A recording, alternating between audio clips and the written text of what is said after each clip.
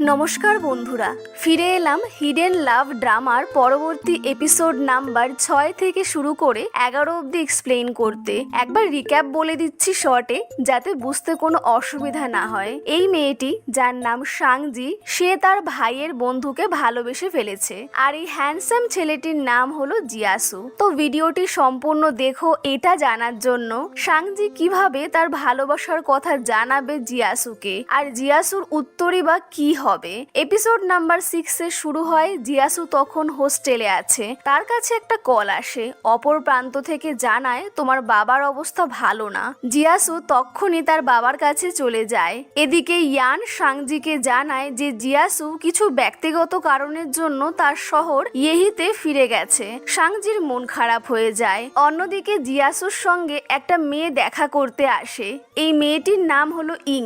এই মেয়েটি কে সেটা জানার জন্য অবশ্যই ভিডিওটা না কেটে সম্পূর্ণ দেখো, আমি এই ভিডিওতেই জানিয়ে দেব। জিয়াসু এই মেয়েটিকে দেখে খুব একটা খুশি হয় না। তারপরে ইয়ান আর জিয়াসুর গ্রাজুয়েশনের দিন চলে আসে। সাংজিও সেখানে এসেছিল। সাংজি জিয়াসুকে লুকিয়ে দেখছিল। জিয়াসু সেটা লক্ষ্য করে। সাংজি জিয়াসুকে একটা ফুলের বুকে দেয় আর একটা গিফটও এনেছিল, কিন্তু সেটা আর দিতে পারে না। জিয়াসু সাংজির সঙ্গে ফটোও তোলে। এরপরে জিয়াসু আর তার বন্ধুরা সবাই একসাথে হয়ে তাদের গ্রাজুয়েশনের দিনটা সেলিব্রেট করছিল, কারণ এরপরে যে যার মতন নিজের লাইফে এগোবে, আর তারপরে দেখাও হয়তো কম হবে বা হবে না। ইয়ান একটু বেশি ড্রিঙ্ক করে ফেলে। জিয়াসু ইয়ানকে তার বাড়িতে নিয়ে যায়। ইয়ানের মা জিয়াসুকে রাত্রিটা এখানেই থেকে যেতে বলে, কারণ অনেক রাত হয়ে গেছিল।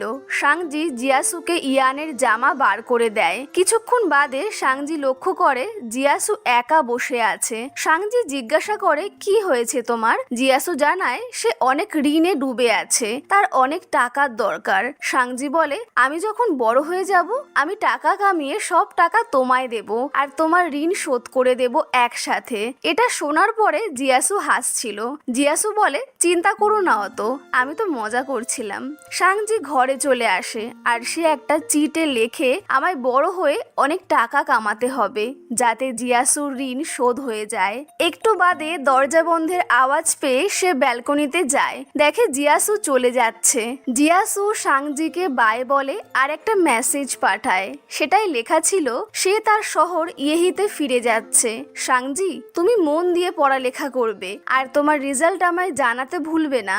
সাংজি মেসেজ পাঠায়, আর তুমিও ভুলবে না তোমার প্রমিস। মানে সাংজি ভালো রেজাল্ট করলে জিয়াসু ওকে গিফট পাঠাবে, এই প্রমিসটা সে করেছিল। সাংজি নিজের লক্ষ্য ঠিক করে নেয়। সে যেভাবেই হোক জিয়াসুর শহরের ইউনিভার্সিটিতে পড়তে যাবে। সাংজি দিন রাত এক করে পড়ালেখা করে আর অনেক ভালো রেজাল্ট করে। জিয়াসুও সাংজিকে ভালো রেজাল্ট করার জন্য গিফট পাঠায়।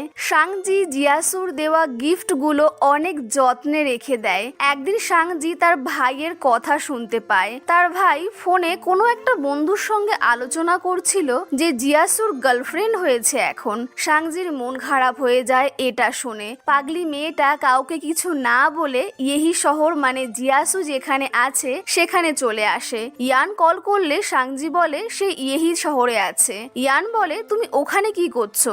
সাংজি মিথ্যে কথা বলে দেয় আমি আমার অনলাইন বয়ফ্রেন্ডের সঙ্গে দেখা করতে এসেছি।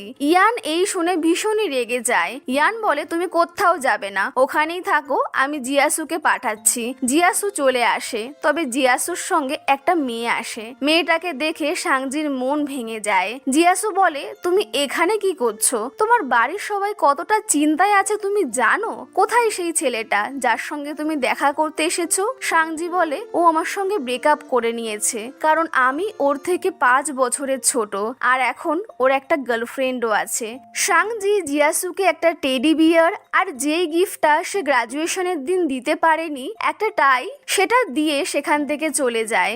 সাংজি ফিরে এসে তার ভাইকে দেখে অঝরে কাঁদতে লাগে। অনেকগুলো দিন পার হয়ে যায়। সাংজি তার অতীতকে স্বীকার করে নিয়ে সব ভুলে এখন বর্তমানে জিয়াসুর শহরের ইউনিভার্সিটিতে পড়াশোনা করছে। সাংজির কলেজে এসে নতুন 3 বান্ধবী হয়েছে, তারা সাংজির রুমমেট। সাংজি তার এক বান্ধবীর বার্থডে সেলিব্রেট করতে যায়, সেখানে জিয়াসুও ছিল, কিন্তু তারা একে অপরকে দেখতে পায় না। সাংজির পার্টিতে খুব বোর লাগছিল, তাই সে বাইরে চলে আসে।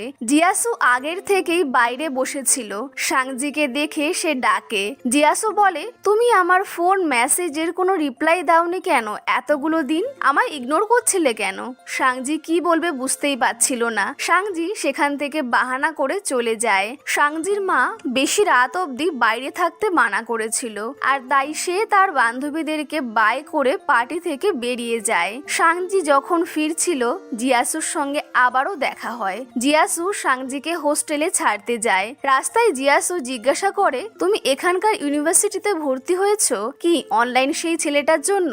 সাংজি জানায়, না, এখানে ডিজিটাল ডিপার্টমেন্ট ভালো তো তাই। কথায় কথায় সাংজি জানতে পারে জিয়াসু এখন একজন গেম ডেভেলপার। তার মানে জিয়াসু তার স্বপ্ন পূরণ করতে পেরেছে। পরের দিন সাংজি তার বান্ধবীদেরকে নিজের ব্যাপারটাই অন্য একটা বান্ধবীর নাম করে বলছিল। সে বলে, আমার একটা বান্ধবী আছে, তার ভাইয়ের বন্ধুকে সে ভালোবেসে ফেলেছে। ছেলেটি 5 বছরের বড়, আর সমস্যা হলো ছেলেটি মেয়েটিকে এখনো বাচ্চাই ভাবে। মেয়েটির কি করা উচিত এখানে? বান্ধবীরা জিজ্ঞাসা করে মেয়েটির বয়স কত। সাংজি বলে, মেয়েটি 19 থেকে 20 বছরের, আর ছেলেটি ওই 25 বছরের হবে। বান্ধবীরা বলে, 5 বছরেরই তো বড়, তাতে কি হয়েছে? এটা নর্মালি ধরা যেতে পারে। বান্ধবীরা জিজ্ঞাসা করে ছেলেটি কি করে। সাংজি বলে, গেম ডেভেলপার। গেমটার নাম হলো দ্য টেলস অফ অ্যাডভেঞ্চার। এই শুনে এক বান্ধবী বলে, আমি তো এই গেমটাই খেলছি, আর এটা এই বছরের সব থেকে বেস্ট গেম। সব বান্ধবীরা বলে, তোমার বান্ধবীর অবশ্যই ছেলেটাকে জানানো উচিত। তারপরে সাংজির বাবা তাকে কল করে বলে, জিয়াসুকে তুমি একদিন ট্রিট দিয়ে দিও, ও আমাদের জন্য অনেক কিছু করেছে। সাংজি জিয়াসুকে মেসেজ করে। জিয়াসু কল করে জানায় সে পরের সপ্তাহে ফ্রি আছে। জিয়াসু দিন রাত এক করে কাজ করছিল, আর তাই সে মাঝে মধ্যে সময় মতন খাচ্ছিল না। জিয়াসুর শরীর খারাপ হয়ে যায়। ওই দিনই জিয়াসুর সাংজির সঙ্গে ডিনার করতে যাওয়ার কথা ছিল। সাংজি পৌঁছে যায়। জিয়াসু আসেনি দেখে কল করে। জিয়াসুর কথা শুনে সাংজি বুঝতে পেরে যায় তার শরীর ভালো না। সাংজি জিয়াসুর থেকে অ্যাড্রেস জেনে তার অফিসে পৌঁছে যায়। তারপরে জিয়াসুকে নিয়ে বাইরে চলে আসে।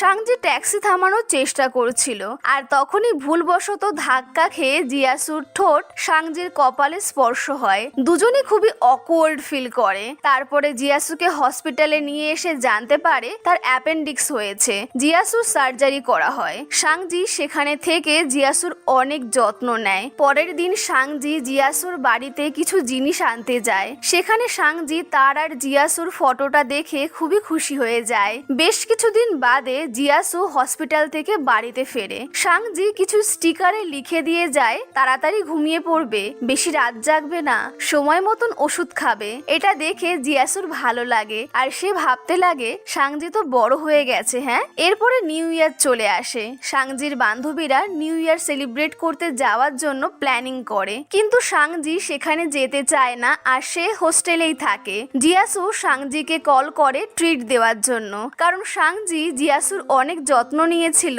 সে যখন অসুস্থ ছিল। জিয়াসু আর সাংজি যখন ডিনার করছিল, সেখানে ইং চলে আসে, আর সে জিয়াসুকে অন্য একটা মেয়ের সঙ্গে দেখে জিয়াসুর মুখে জল ছুঁড়ে মারে, আর জিয়াসুর ওপরে চিৎকার করছিল। সাংজি এই দেখে রেগে ইং এর মুখেও জল ছুঁড়ে মারে, আর বলে, তোমার সাহস কি করে হয় তুমি জিয়াসুকে বুলি করো? ইং অনেক চিৎকার করছিল, তো ওকে সেখান থেকে বার করে দেওয়া হয়। সাংজিও জিয়াসুর হাত ধরে বাইরে নিয়ে আসে। জিয়াসুর মুখ মুছিয়ে ওকে মাফলারটা পরিয়ে দেয়। জিয়াসু শুধুমাত্র সাংজিকেই দেখে যাচ্ছিল। সাংজির এই রূপ সে কখনো দেখেনি, আর প্রথমবার সে সাংজিকে একটা ছোট্ট বাচ্চা মেয়ের নজরে দেখছিল না, বরং একটা নর্মাল মেয়ের মতনই তাকে দেখছিল। সাংজি জিজ্ঞাসা করে ওই মেয়েটাকে। জিয়াসু বলে, আমার বাবার একজন পরিচিতা, আর তেমন ইম্পর্টেন্ট কোনো মানুষ নয়। তখনই সেখানে বছরের প্রথম স্নোফল শুরু হয়। সাংজি জিয়াসুর সুখের জন্য উইশ করে, আর ওকে চায়। জিয়াসু বাড়ি ফিরে দেখে ইং তার বাড়ির সামনে দাঁড়িয়ে আছে। জিয়াসু বলে, আমায় কেন ফলো করছো তুমি? আমি কোর্টের আদেশ মতন তোমার সব টাকা শোধ করে দিয়েছি, আমায় আর কোনোদিনও বিরক্ত করবে না। এখানে একটা ফ্ল্যাশব্যাক আমাদেরকে দেখানো হয়। জিয়াসুর বাবার জন্য এই মেয়েটির মানে ইং এর বাবা মারা যায়। জিয়াসু আর তার মা ওদের বাড়িতে ক্ষমা চাইতে যায় আর জিয়াসুর মা প্রমিস করে কোর্টের নির্দেশ মতন তারা সব টাকা শোধ করে দেবে।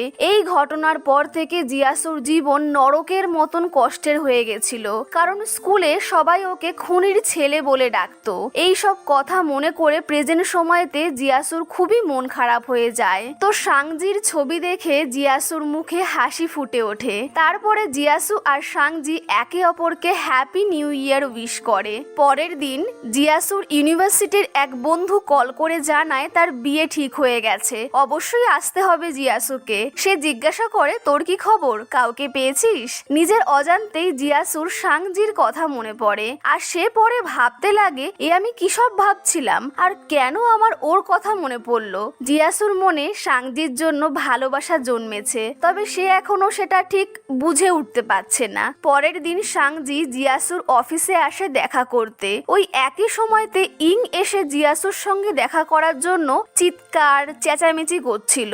জিয়াসু সাংজিকে দূরে নিয়ে যায় আর বলে তুমি এইভাবে হঠাৎ করে অফিসে দেখা করতে চলে আসবে না। আসলে জিয়াসু তো সাংজিকে ইং এর থেকে রক্ষা করার জন্য এমনটা বলেছিল, কিন্তু সাংজি সেটা বোঝে না আর তার খারাপ লাগে। সাংজি জিয়াসুকে নিউ ইয়ারের গিফট দিয়ে সেখান থেকে চলে যায়। জিয়াসু কি বুঝতে পারবে যে সেও সাংজিকে ভালোবাসতে শুরু করেছে? আর যখন সে বুঝতে পারবে কিভাবে তারা একে অপরকে নিজেদের এই ফিলিংসটা জানাবে, জানতে হলে অবশ্যই চ্যানেলটিকে সাবস্ক্রাইব করে নেবে যাতে পরের এপিসোডগুলো পেয়ে যাও আর মিস না হয়। আজকের এক্সপ্লেনেশনটা ভালো লাগলে লাইক, শেয়ার আর কমেন্ট করে জানিও। আজ এই অবধি, থ্যাংক ইউ ফর ওয়াচিং।